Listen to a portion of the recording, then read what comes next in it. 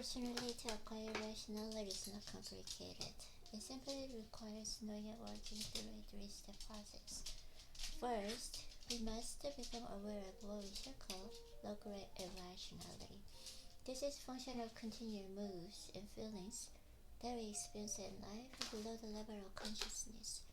When we make, plan, or make decisions, we are not aware of how deeply these moods and feelings skew the thinking process. They create in our thinking pronounced biases that are so deeply ingrained in us that we see evidence of them in all cultures and periods of history.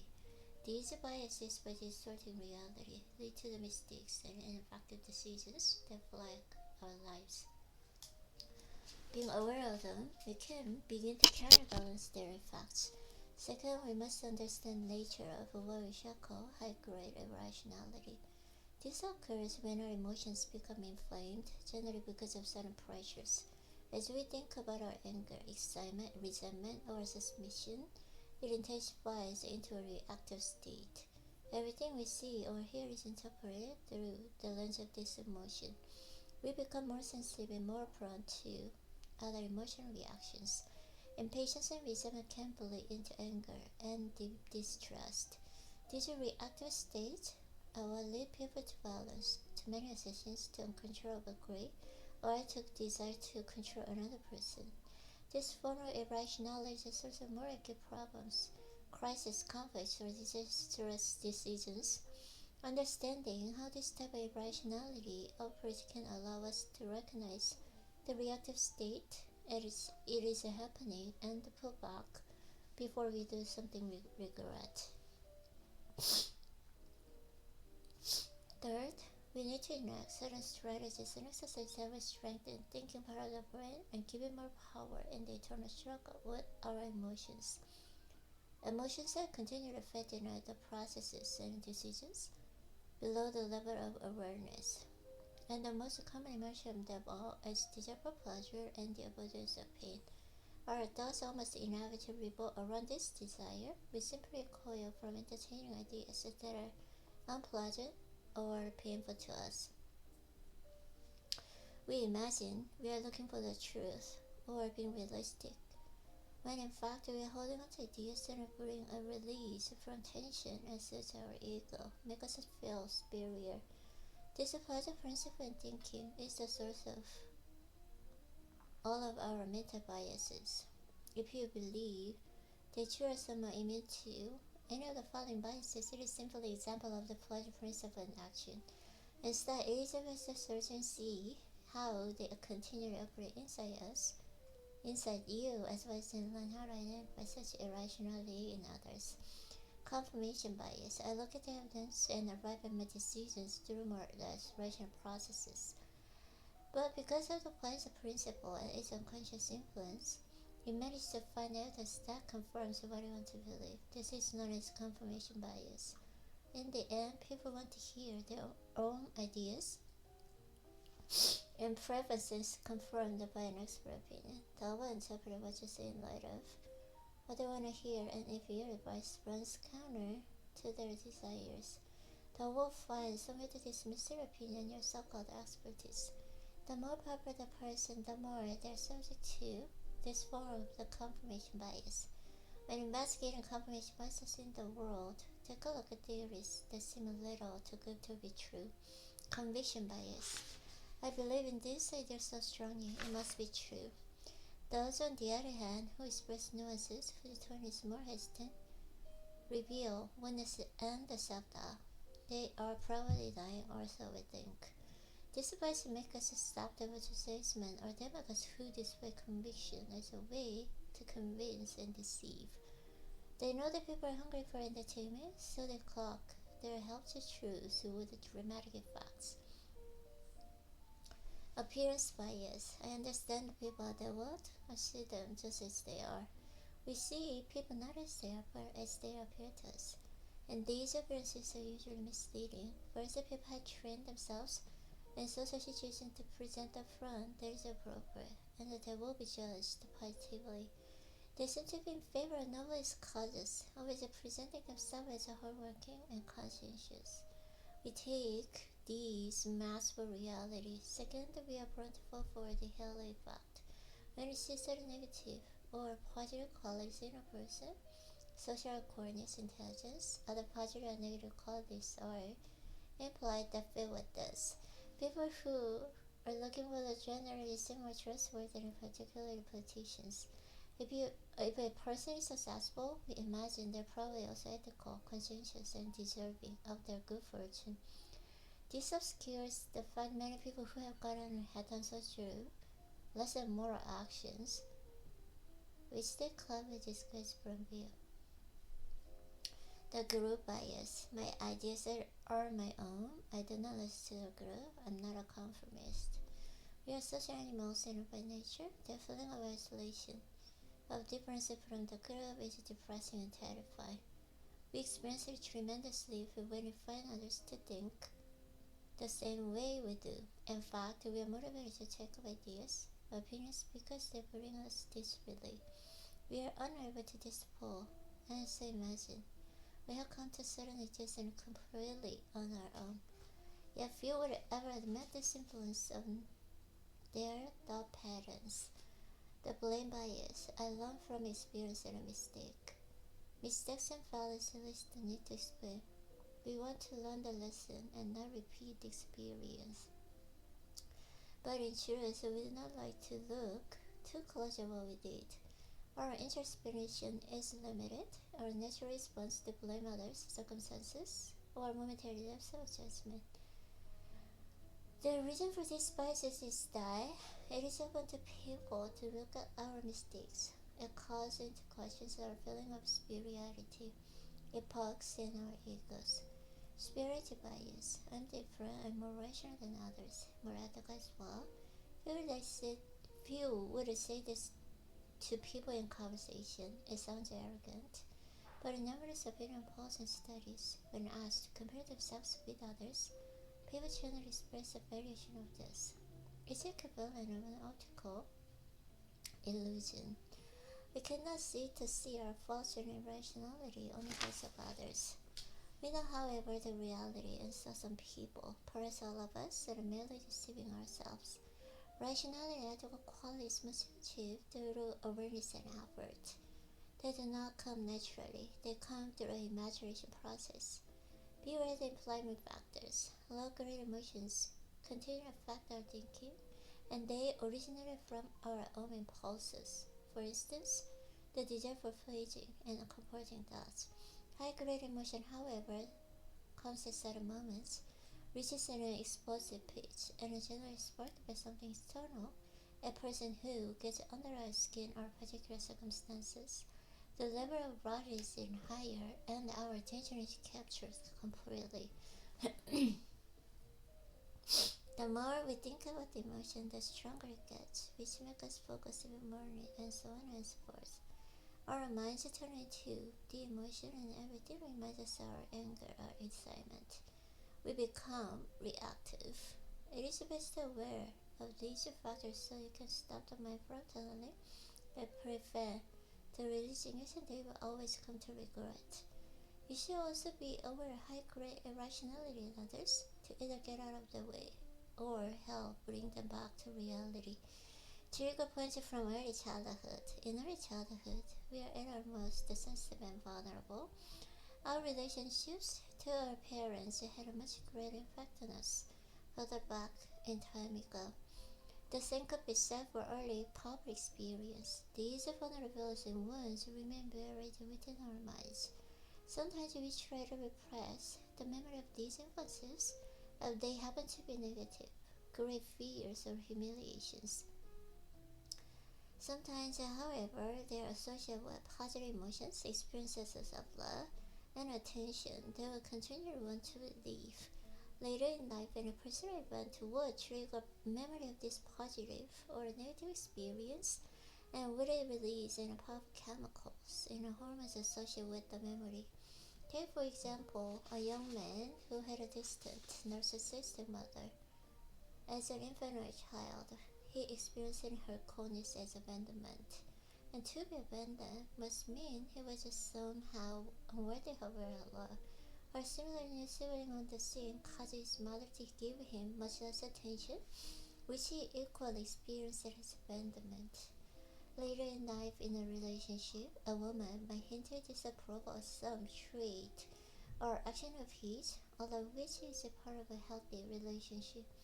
This will hit a trigger point. She's noticing his flaws, which he imagines precedes her abandonment of him. He feels a powerful rush of emotion, a sense of imminent betrayal. He does not see the source of this. It is beyond his control. He overreacts, accuses, withdraws, all of which leads to building feared abandonment. His reaction was to some reflection in his mind, not to the reality. This is the height of irrationality. The way to recognize this in yourself and others by noticing behavior that is suddenly childish and its intensity seemingly out of character. This could center on any key emotion. It could be fear of losing control, of failure. In this case, we react by withdrawing from the situation and the presence of others, like a child curling up into a ball. A sudden illness, brought on by the intense fear, will conveniently cause us to have to leave the scene. It could be love, desperately searching to recreate a co-parental or even a relationship in the present, triggered by someone who vaguely reminds us of the lost paradise. It could be extreme mistrust, originating from an authority figure in early childhood, who disappointed or betrayed us, generally the father. This often triggers a sudden rebellious attitude. The great danger here is that, in misreading the present and reacting to something in the past, we create a conflict, disappointments, and mistrust that only strengthen the wound. In some ways, we are programmed to repeat our experience in the present, or our only defense is awareness it is happening. We can recognize a trigger point by the experience of emotions that are unusually primal or uncontrollable than normal, that trigger tears, deep depression, or excessive hope. People under the spell of these emotions will often have a very different tone of voice and body language, as if they were physically reliving a moment from early life. In the midst of such an attack, we must struggle to detach ourselves and contemplate the positive source that wound in early childhood and the patterns it has locked us into. This deep understanding of ourselves and our vulnerabilities is a key step toward becoming rational. Sudden gains or losses, sudden success or winnings can be very dangerous. Neurologically, chemicals are released in the brain that give a powerful jolt of arousal and energy, leading to the desire to repeat this experience. It can be the start of any kind of addiction or manic behavior. Also, when gains come quickly, we tend to lose sight of basic wisdom that true success to really last must come through hard work. We acquire a feeling of grandiosity. We become especially resistant to anyone who tries to warn us. They don't understand. We tell ourselves. Because this cannot be sustained, we experienced an inevitable fall, which is all the more painful, leading to the depression, part of the cycle. Although gamblers are most prone to this, it equally applies to business people during bubbles and to people who gain sudden attention from the public. Unexpected losses or a string of losses create irrational reactions. Okay, the solution is simple. Whenever you experience an unusual gain or losses, that is precisely the time to step back and can balance them with unnecessary pessimism or optimism. Be actually wary of sudden success and attention. They are not built on anything that lasts until they have a deep pull, and the fall is always painful. Rising pressure. The people around you generally appear sane and in control of their lives, but put any of them into stressful circumstances with the pressure rising, and you will see a different reality. The cool mask of self-control comes off. They suddenly lash out in anger. reveal a paranoid streak, or become hypersensitive and often petty. Under stress or any threat, the most primitive parts of the brain are aroused and engaged, overwhelming people's reasoning powers. In fact, the stress or tension can reveal flaws in people that they have carefully concealed from view. It is often wise to observe people in such moments precisely as a way to judge their true character. Whenever you nurse rising pressure and the stress levels in your life, you must watch yourself carefully. Monitor any signs of unusual breathiness or sensitivity, some suspicious fears disproportionate to the circumstances. Observe with as much detachment as possible, finding time and space to be alone. You need perspective. Never imagine that you are someone who can withstand rising stress without emotional leakage. It is not possible, but through self-awareness and reflection, you can prevent yourself from making decisions you will come to regret. It is best to recognize these inflammers by how they affect others. Demagogues in political media, being in a group doesn't stimulate independent reasoning, but rather the intense desire to belong. It is often best to avoid the group setting if possible in order to maintain your reasoning powers, or to enter such moments with a maximum skepticism. Demagogues in political media try to stir continuous sense of panic, urgency, and outrage. They must keep the emotional level aside. Your defense is simple. Consider your reasoning powers, your ability to think for yourself, your most precious position. Resent any kind of intrusion upon your independent mind by others.